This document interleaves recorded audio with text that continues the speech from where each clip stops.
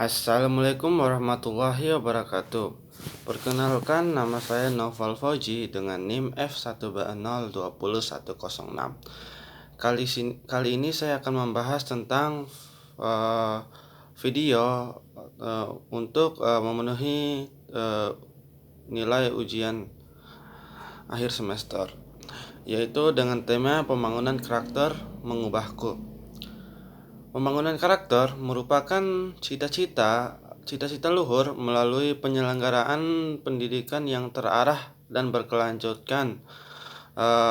Menurut KBBI, tujuan memiliki makna atau arah, sehingga tujuan pembangunan karakter bisa diartikan sebagai arah atau haluan yang akan dicapai dalam pembangunan karakter. Karakter adalah pola pikir atau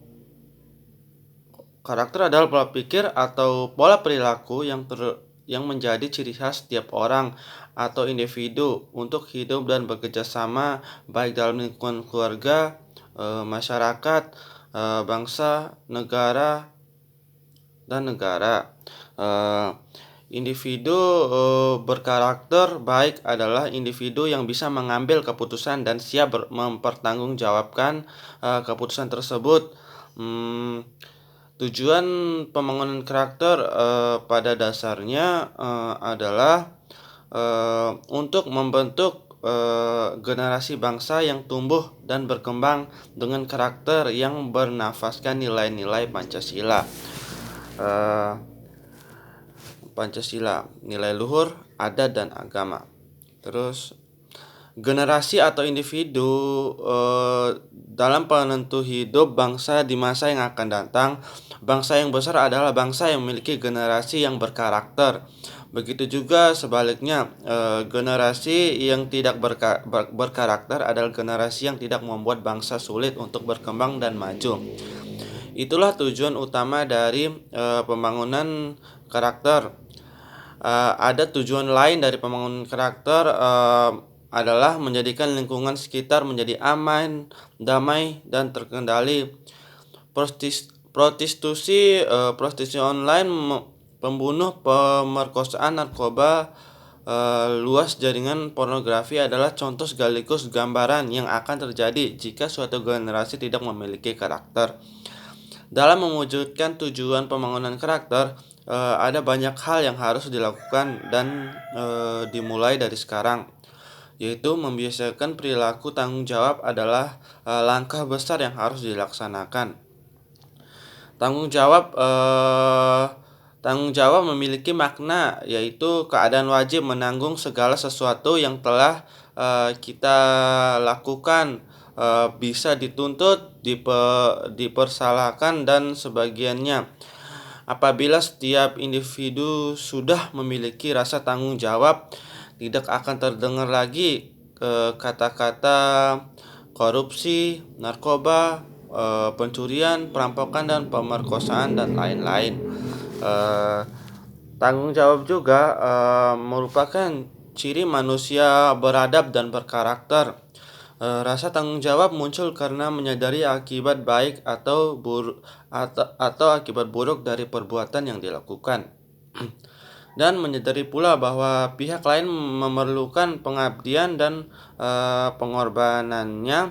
Untuk meningkatkan kesadaran bertanggung jawab, perlu ditempuh usaha melalui pendidikan, penyuluhan, keteladanan, dan ketakwaan kepada Tuhan Yang Maha Esa.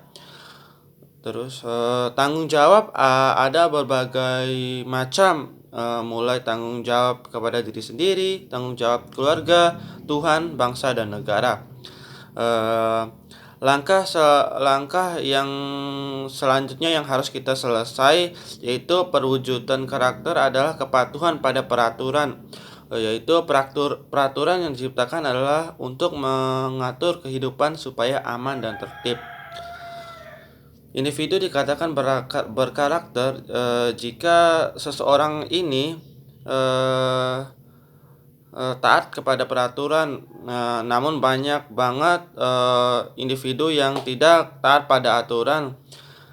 Cermin dari individu yang tidak berkarakter juga cermin dari bangsa yang tidak akan maju, atau bangsa yang eee, terbelakang mengambil resiko. Sepertinya, eee, hal, mmm, contohnya, ada seseorang atlet yang perlu belajar dari kekalahan untuk menghargai kemenangan seseorang, perlu mengambil resiko, kegagalan untuk membangun karakter. Karakter dibangun ketika seseorang menghadapi kemungkinan adanya kegagalan. Belajarlah untuk mendorong diri menuju kesuksesan, mengatasi kekurangan, dan menjadi orang yang lebih baik. Apapun hasilnya yang diraih, mengambil risiko berarti berkomitmen terhadap proyek-proyek yang mungkin sulit untuk ditangani. Uh, uh, Pembangunan karakter bisa pembangunan karakter bisa dilakukan dengan memberanikan diri untuk menghadapi risiko, dekati dan bersiap-siap ditolak saat siap-siap ditolak bila ada ancaman-ancaman yang terkait dalam memutuskan karakter kita. Terus membangun karakter tidak bermakna bertindak sembarangan yang membahayakan keselamatan Anda, mengemudi sembarangan, atau dengan membangun karakter ambil risiko yang produktif. Terus bergaul dengan orang-orang yang lebih tua, semakin lama kita semakin menghabiskan lebih sedikit waktu untuk belajar dari orang tua kita. Untuk mereka yang berusia muda, jadikanlah berteman dengan orang yang jauh lebih tua sebagai tujuan dan belajar dari sudut pandang mereka. Jangan kalian ambil sisi negatif dari orang-orang yang di atas kita. Terus bergaulah dengan orang-orang yang jauh berbeda dari sifat Anda. Jika Anda ingin memiliki kepribadian yang tenang dan pendiam, Anda mungkin menganggap seseorang dengan cara berbicara yang tidak ditahan dan keras, memiliki karakter yang menarik. Selanjutnya ada bergaulah dengan orang-orang yang Anda kagumi. Cara terbaik untuk membangun karakter adalah berada di sekitar orang yang Anda kagumi, yaitu belajar dari positif mereka, dengan menjadikan mereka seseorang yang berkarakter kuat dan bisa menjadi panutan. Selanjutnya, mengeluarkan diri dari zona nyaman.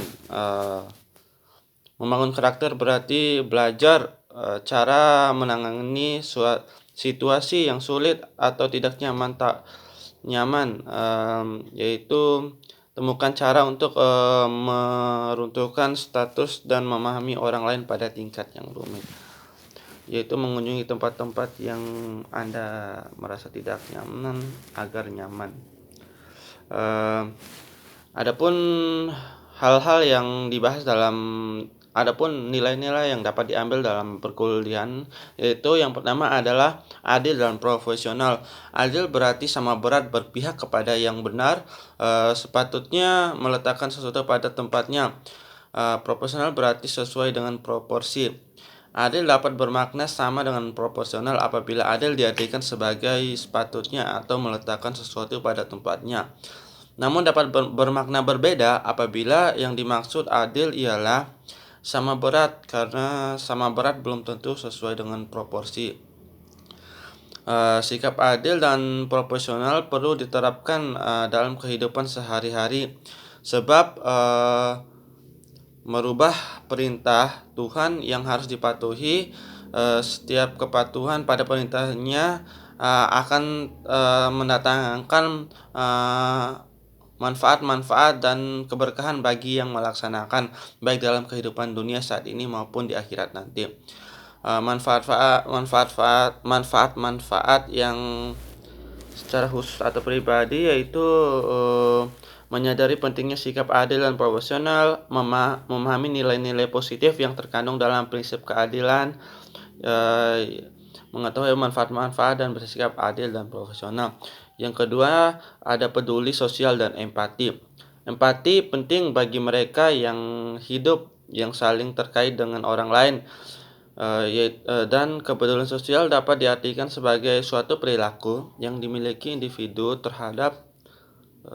orang terhadap orang yang terdorong untuk membantu atau menolong dalam bentuk materi maupun non-materi dan bermanfaat bagi orang lain.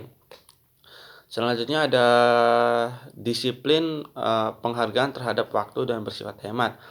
Disiplin merupakan rasa taat dan patuh terhadap nilai yang dipertanggungjawabkan. Dengan kata lain, patuh terhadap peraturan atau tunduk pada pengawasan dan pengendalian. Sedangkan pendisiplinan merupakan sebuah usaha yang dilaksanakan untuk menanamkan nilai atau pemaksaan supaya subjek mentaati sebuah peraturan. Disiplin juga selalu tepat janji sehingga orang lain percaya karena modal seorang dalam beberapa contoh sebagai wirausaha ataupun yang lainnya. Selanjutnya ada tertib dan taat aturan. Tertib tertata dan terlaksana dengan rapi atau menurut aturan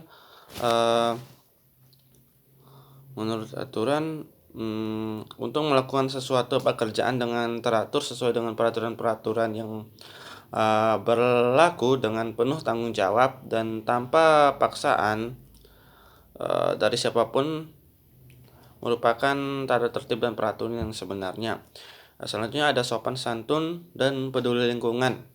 Sopan santun tidak memiliki batasan tempat, jadi sopan santun dapat dan bahkan harus dilakukan di segala bidang, baik dalam rumah, lingkungan belajar, masyarakat, bahkan di media sosial.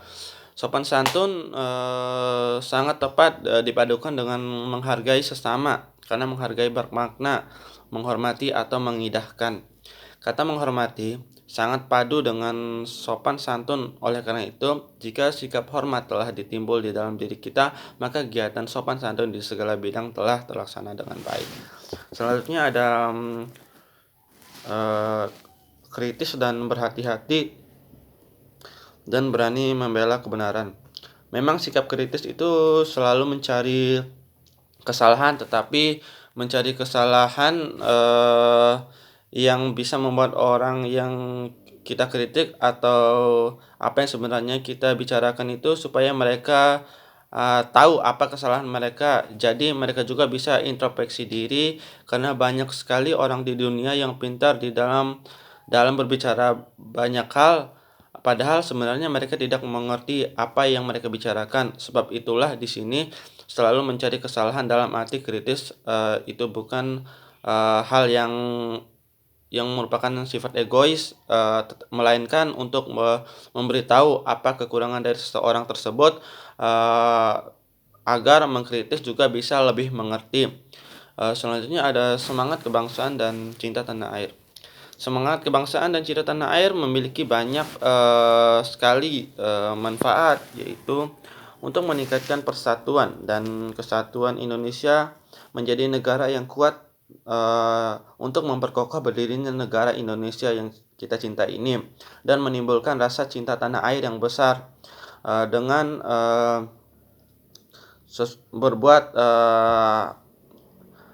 berbuat baik kepada negara ini, memberikan prestasi yang terbaik yang kita bisa lakukan.